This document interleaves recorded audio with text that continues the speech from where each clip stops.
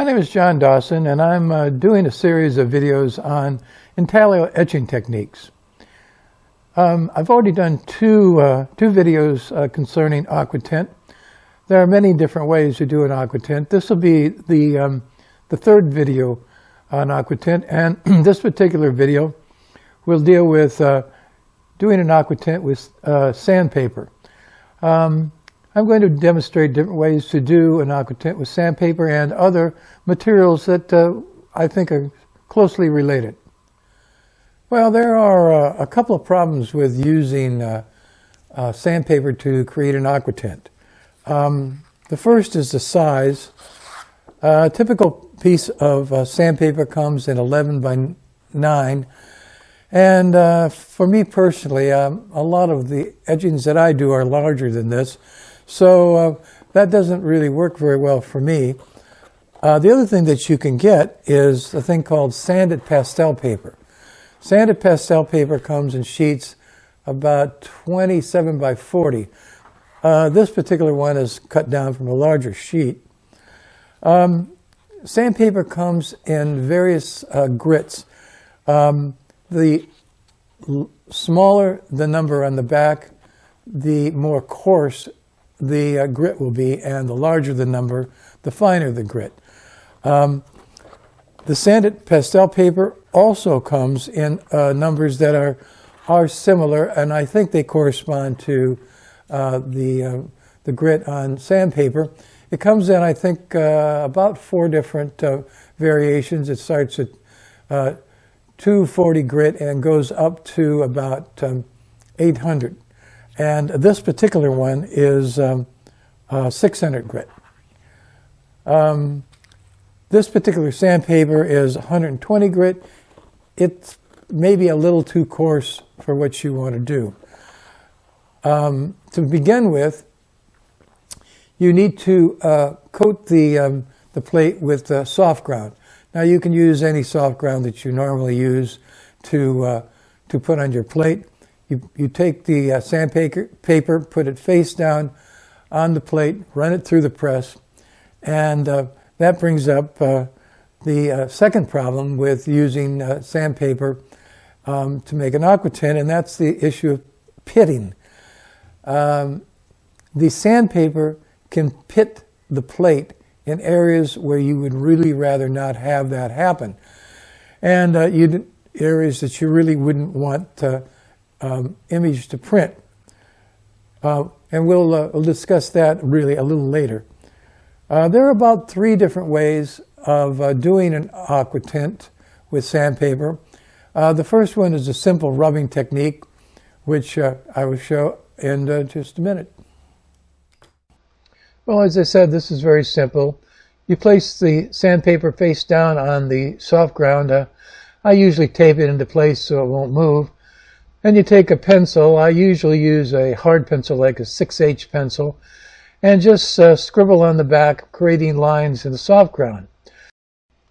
You could also use something like a bamboo pen like this one. And the other thing that's a possibility is a burnisher if you have one. This is a proof of the piece I was just working on, and as you can see, it creates some very nice graphic lines. The most common way to do an Aquatint using sandpaper is to coat the plate with soft ground, in this case the traditional soft ground, and you place the sandpaper face down on the soft ground and run it through the press. Now, when you do that, you're going to have to run it through the press numerous times. And each time it goes through the press, you need to change the position of the sandpaper just a little, making it either tilt it a little bit or move it up or down or sideways a little bit. And so that as it goes through the press each time, it's slightly different.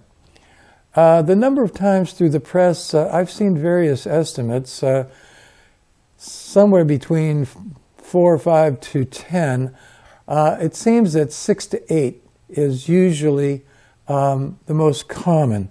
And as I said, each time it goes through the press, you're going to have to change the position of the sandpaper. Now, the other problem, as I mentioned, with using sandpaper is the issue of pitting. And I have not used this particular method of making Aquatint very often. So in doing test plates for this video was pretty much a learning experience for me. And the first test plates, which we'll be showing in a second, there was a lot of problem with this issue of pitting. And as it turns out, I guess the grit that level that I was using for the sandpaper was too low. The coarseness of the sandpaper was too great. I was using sandpaper that was about 120 grit, 100 grit, something like that. And it turns out that I really should have been using something more like 400 grit, or maybe more. On the sanded pastel paper, I was using the 400 sanded pastel paper, and it turns out the 600, I think, works even better. Now, the other problem with pitting is the level of pressure on the press. This is something of a problem because the soft ground has to be thin enough that the sandpaper will penetrate the soft ground and create little areas that will be etched later. If the soft ground is too thick, nothing will happen. If the soft ground is too thin or the pressure is too great, you're going to get pitting. So you have to sort of play off the level of pressure against the level of soft ground that you're going to apply to the plate. If the pressure is too low, it won't press the sandpaper through the soft ground, and if the soft ground is too thick, you also won't press the sandpaper through the soft ground. If the pressure is too great, you're almost guaranteed to have pitted areas where you'd really rather not, which is a lot like false bites. So I have a number of test examples that I'm going to show you. This first test plate is with 120 grit sandpaper. The Aquatint at the top turned out okay, but as you can see, we got this bad pitting situation with this muddy gray underneath that had been stopped out completely. And the white below that is an area that had not had any sandpaper on it to start with. This test plate is with, again, the 120 grit sandpaper and the 400 grit sanded pastel paper. And as you can see, the stopped out area, instead of being completely white, which it should be, is instead a dark gray, which is almost as dark as the Aquatint.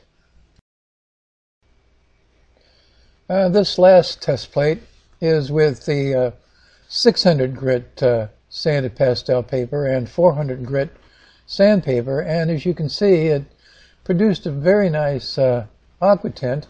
The stopped out area is a little gray in this photo, mainly because of the normal plate tone, which can be easily gotten rid of.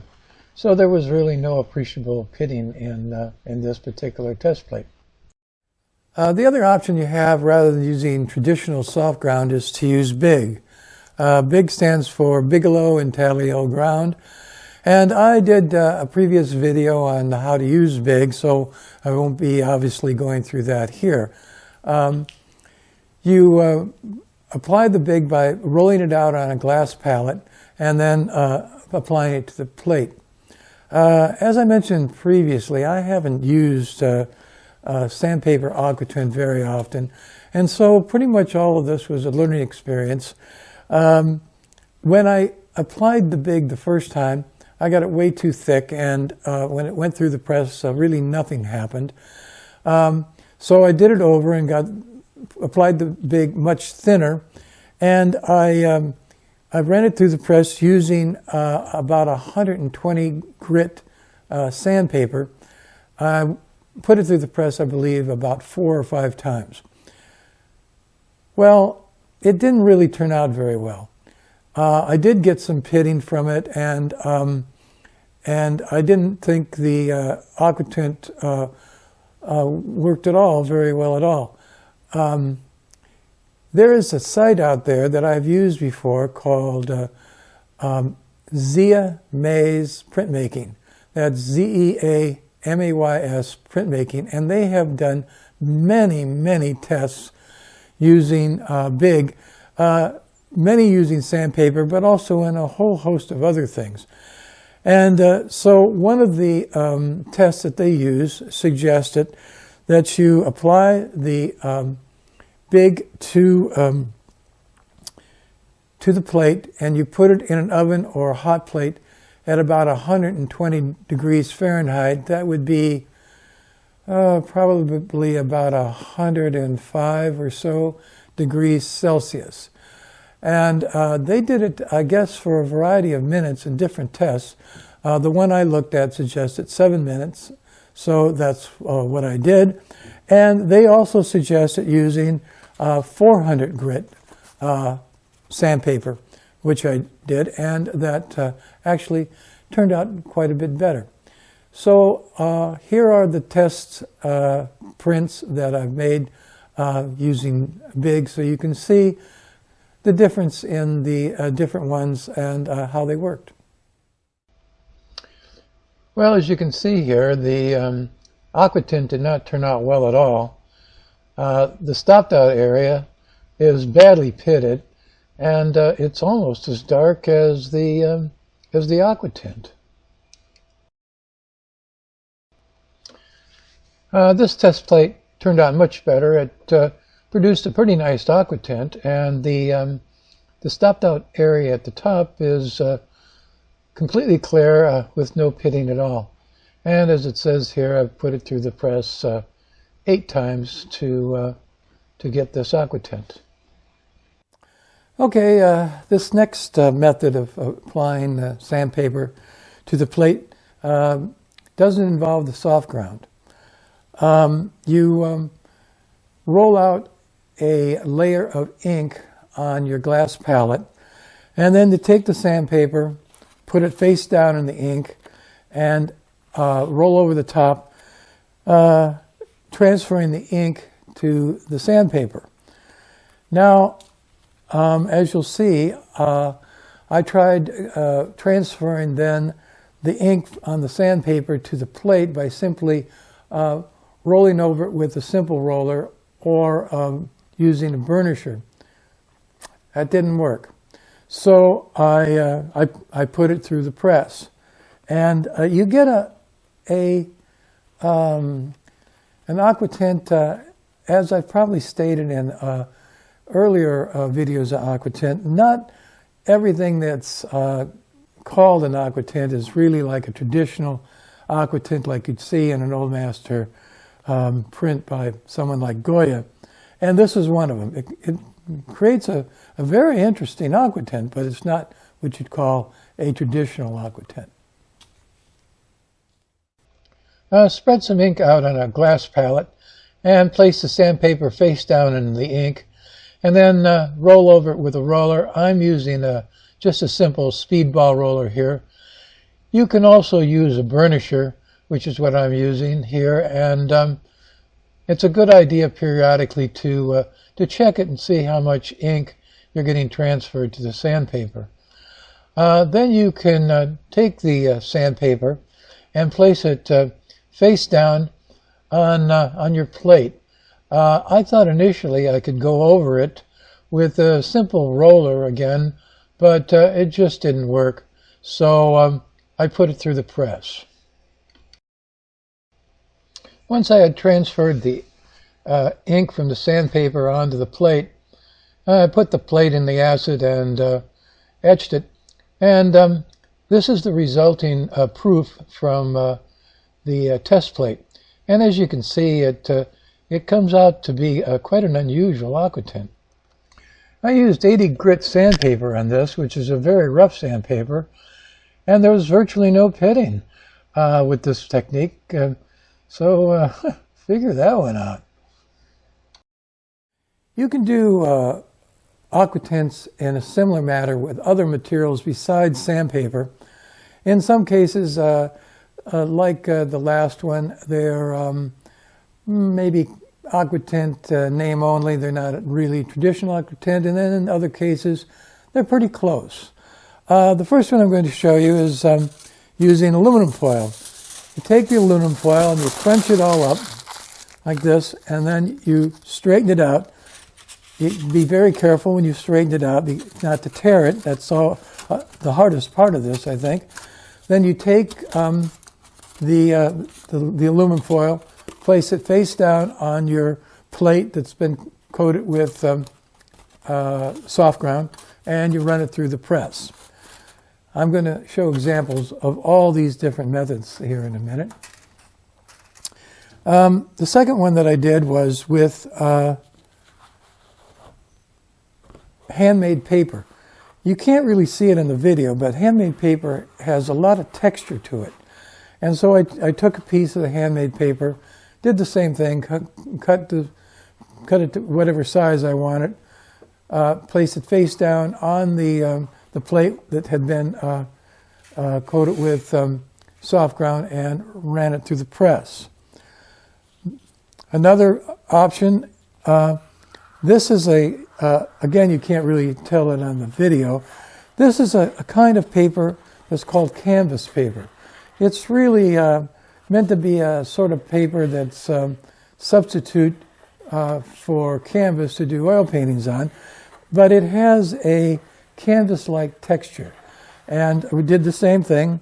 One side has a texture and the other side doesn't, so we took the textured side, put it face down on the plate with the soft ground, and put it through the press. And finally, I have some scraps of linen canvas. I personally don't paint on linen canvas. I just don't like it. But I had scraps left over from ones that I did years and years ago, and it has a nice texture to it, especially for this. And once again, you put the soft ground on, and you place this down on top of the soft ground and run it through the press. And we'll show you examples of all of those different choices that you can make. You could also find any number of different things that have textures to them that you could put on top of a soft ground and run it through the press. Nylon stockings are one. I mean, there's a whole lot of different things you could do. The most common one that people do, it doesn't really make much of an aquatint, probably, is using a piece of tarlatan. It makes a nice pattern. It doesn't make that good of a thing that you'd want to use as an aquatint. But in any event, there's a whole host of things you could try. One of the things that I did try that didn't work very well is I took a piece of highly textured watercolor paper, and it just came out kind of muddy. So you have to, try it, etch it, print it, and see what happens. Well, this is how they look once they're printed up. The handmade paper made a pretty nice aquatint. I was actually quite surprised. The aluminum foil makes a very interesting pattern. Probably not that great an aquatint unless you want one that's very unusual. And this, of course, is the test plate for the canvas paper and the linen. The canvas paper turned out to be a surprisingly nice aquatint. I was really very surprised at that. I didn't really expect it to come out quite that well. And the linen came out very nice. It's more of a nice fabric pattern than probably useful as an aquatint. Well, as far as the sandpaper aquatint is concerned, this pretty much does it. There are probably other ways to use sandpaper in an aquatint. These, I think, were pretty much the basic ways of using it. As I mentioned earlier, I haven't used this technique much, mainly because I really just don't like it. It makes a fairly good aquatint once it's done properly, but you know, with the pitting issue and all the monkeying around you have to do to get a nice aquatint, there's a lot of other ways to get an aquatint that are a lot easier and simpler. So I just don't use it much. We'll follow this up with examples of my etchings and the web address for my web page and my Facebook page. And if you're interested, there are other videos of mine on YouTube.